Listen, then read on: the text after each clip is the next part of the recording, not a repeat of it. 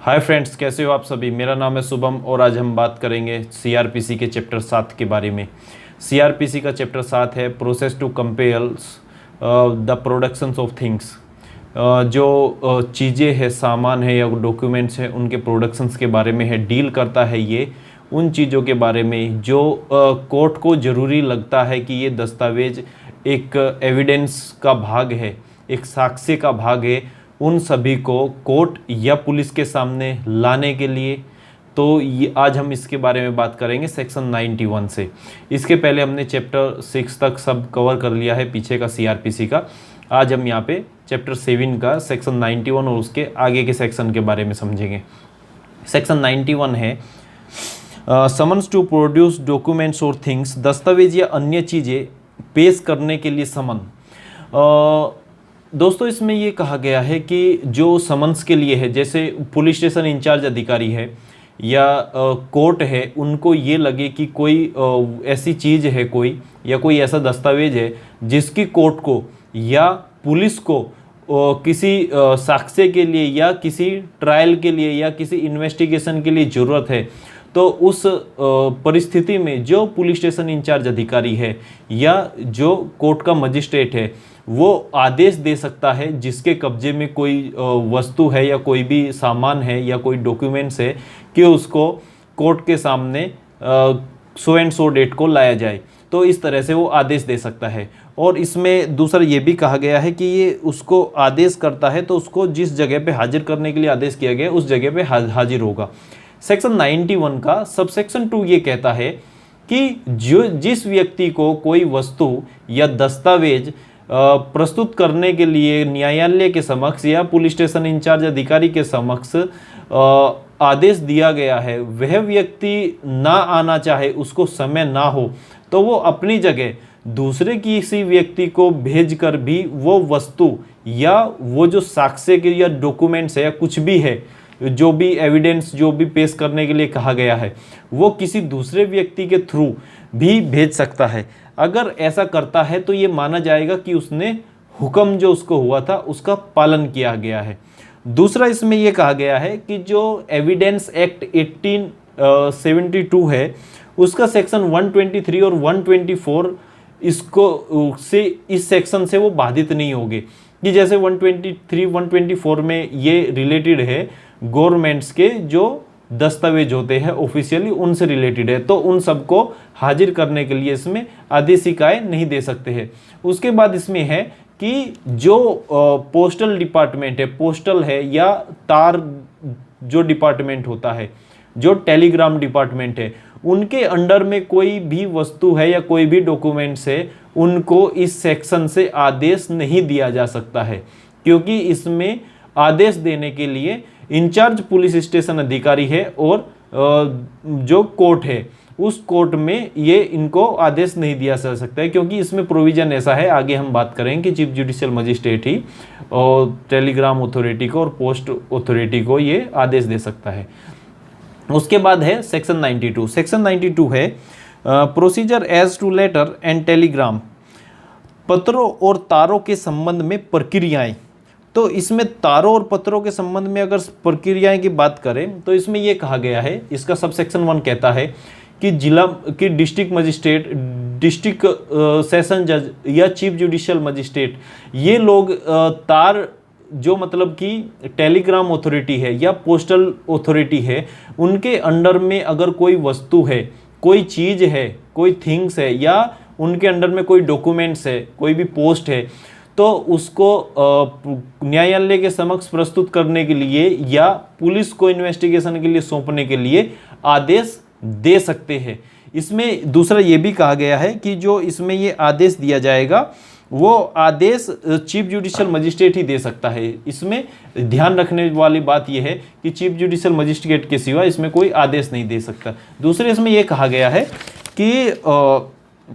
जो इसमें जो भी चीज़ें हैं कि जो ये पार्सल है, डॉक्यूमेंट्स है, कुछ भी, अगर वो जिस अथॉरिटी को चाहिए या जिस अथॉरिटी ने उसकी डिमांड की है, जैसे एग्जीक्यूटिव मजिस्ट्रेट है, पुलिस स्टेशन इंचार्ज अधिकारी है, जुडिशियल मजिस्ट्रेट फर्स्ट क्लास है, अगर उनको ये लगे कि भाई जब तक ये इसका डिसीजन ऊपर की कोर्ट से नहीं आ जाता, चीफ जुडिशियल मजिस्ट्रेट की कोर्ट से मंजूरी नहीं मिल जाती, या डिस्ट्रिक्ट कोर्ट से मंजूरी नहीं मिल जाती, या डिस्ट्रिक्ट मजिस्ट्रेट से मंजूरी नहीं मिल जाती है, तब तक इनको ऐसे ही जैसे है ऐसी परिस्थिति में बनाए रखने के लिए वो उनको आदेश दे सकता है। पुलिस कमिश्नर आदेश दे सकता है, एसपी आदेश दे सकता है और सिविल जज आदेश दे सकता है। तो ये सभी उनको यथास्थिति बनाए रखने के लिए, उन वस्तुओं को सुरक्षित रखने के लिए आदेश दे सकते हैं, और ये आदेश पोस्टल या टेलीग्राम अथॉरिटी को मानना पड़ेगा। उसके बाद हम बात करेंगे सेक्शन 93 है सर्च वारंट के बारे में। सेक्शन 93 है व्हेन सर्च वारंट में बी इश्यूड, तलाशी वारंट कब जारी कर सकते हैं, तलाशी वारंट कब जारी होगा, सर्च वारंट कब इश्यू होगा, उसके बारे में है। सर्च वारंट के बारे में फर्स्ट पॉइंट ये कहा गया है सेक्शन 93 में कि जिस व्यक्ति को सेक्शन 91 और 92 के अनुसार वो चीज़ें प्रस्तुत करने के लिए कोर्ट के समक्ष या पुलिस अथॉरिटी के समक्ष ऑर्डर दिया गया है, आदेश किया गया है, वह व्यक्ति अगर कोर्ट के समक्ष ये लाएगा नहीं या डॉक्यूमेंट्स लेके नहीं आता है, ऐसा कोर्ट को मालूम होता है, तो वो इन परिस्थितियों में उस व्यक्ति के पास से वो जो दस्तावेज है, डॉक्यूमेंट्स है या कोई दूसरी चीज़ें हैं, उनको कस्टडी में लेने के लिए या उनको जोर ज़बरदस्ती से मतलब लाने के लिए कि भाई किसी काम के लिए, और उस व्यक्ति ने वो आदेश नहीं माना है, उसको लाने के लिए वो उसमें सर्च वारंट निकाल सकती है। इसमें दूसरा पॉइंट है कि जो ये सर्च वारंट ये निकलेगा वो दूसरा इसलिए भी निकाला जा सकता है, किसी के पोजीशन में कोर्ट को ये पता है, ये पता ही नहीं है कि किस व्यक्ति के कब्जे में ये डॉक्यूमेंट्स है, तो उसके लिए भी सर्च वारंट निकाल सकती है, या फिर कोई व्यक्ति कोई डॉक्यूमेंट्स देना नहीं चाह रहा है, उसके लिए भी सर्च वारंट निकाल सकती है। और इसमें ये कहा गया है कि जो सर्च वारंट निकाला जाएगा वो किसी स्पेसिफिक कोई पार्ट का, कि इस घर के इस रूम की तलाशी लेनी है या इस प्रॉपर्टी में इस जगह की तलाशी लेनी है, ऐसा करके भी वो वारंट निकाला जाएगा, और जिस व्यक्ति को उसके लिए अपॉइंट किया गया होगा वो किसी की भी सहायता लेके उस जगह में प्रवेश कर सकता है, और उस जगह में प्रवेश करके वो डॉक्यूमेंट्स या थिंग्स उसमें सर्च कर सकता है। इसमें ऐसा कहा गया है। दूसरा इसमें यह कहा गया है कि इसमें कोई भी ऐसी चीज़ है कि भाई जो इसमें मतलब कि एग्जीक्यूशन है वारंट का, कि भाई पर्टिकुलर पार्ट में कहा गया तो पर्टिकुलर पार्ट में होगा। दूसरे इसमें ये कहा गया है